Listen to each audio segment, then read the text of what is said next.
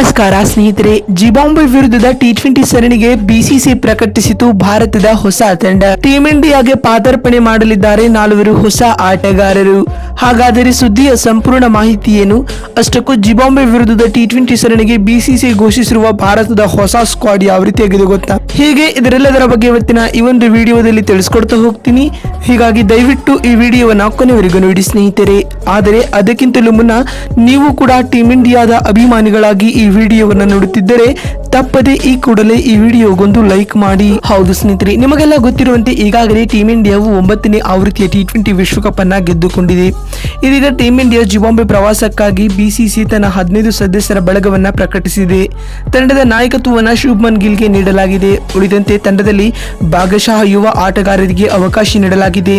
ಅಚ್ಚರಿಯ ಸಂಗತಿ ಏನಪ್ಪಾ ಅಂತಂದ್ರೆ ಟಿ20 ವಿಶ್ವಕಪ್ನ ಪ್ಲೇಯಿಂಗ್ 11 ನಲ್ಲಿ ಕಾಣಿಸಿಕೊಂಡಿರುವ ಒಬ್ಬನೇ ಒಬ್ಬ ಆಟಗಾರ ಈ ಸರಣಿಗಾಗಿ ತಂಡದಲ್ಲಿ ಆಯ್ಕೆಯಾಗಿಲ್ಲ ಸ್ನೇಹಿತರೆ. ವೇಳಾಪಟ್ಟಿಯ ಪ್ರಕಾರ ಜುಲೈ 6ರಿಂದ ಸರಣಿ ಆರಂಭವಾಗಲಿದೆ. ಈ ಸರಣಿಯಲ್ಲಿ 5 ಟಿ20 ಪಂದ್ಯಗಳು ನಡೆಯಲಿವೆ. ಇದೀಗ ಆಯ್ಕೆಯಾಗಿರುವ ಭಾರತೀಯ ಟಿ20 ತಂಡದಲ್ಲಿ ಮೊದಲ ಬಾರಿಗೆ 5 ಆಟಗಾರರು ಸ್ಥಾನ ಪಡೆದಿದ್ದಾರೆ. ಈ 5 ಆಟಗಾರರು ಕಳೆದ IPL ನಲ್ಲಿ ಅದ್ಭುತ ಪ್ರದರ್ಶನ ನೀಡಿದವರಾಗಿದ್ದಾರೆ. ಈ 5ರಲ್ಲಿ ಅಭಿಷೇಕ್ ಶರ್ಮಾ, ರಿಯಾನ್ ಪರಾಗ್, ನಿತೀಶ್ ರೆಡ್ಡಿ, ತುಷಾರ್ ದೇಶಪಾಂಡೆ ಮತ್ತು ಧ್ರುವ ಜುರೇಲ್ ಸೇರಿಕೊಂಡಿದ್ದಾರೆ ಸ್ನೇಹಿತರೆ.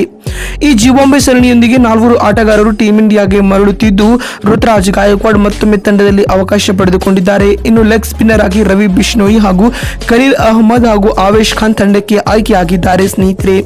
ಮತ್ತು ಪ್ರಕಟವಾಗಿರುವ ತಂಡವನ್ನು ನೋಡುವುದಾದರೆ ಆಯ್ಕೆ ಮಂಡಳಿಯು ಸಂಪೂರ್ಣವಾಗಿ ಯುವ ಆಟಗಾರರಿಗೆ ಮಣೆ ಹಾಕಿದೆ. ಆದರೆ IPL ನಲ್ಲಿ ಗಮನಾರ್ಹ ಪ್ರದರ್ಶನ ನೀಡಿದ ನಮ್ಮ ಕನ್ನಡಿಗ KL ರಾಹುಲ್ ಅವರಿಗೆ ಮತ್ತೊಮ್ಮೆ ತಂಡದಲ್ಲಿ ಅವಕಾಶ ನೀಡಿಲ್ಲ.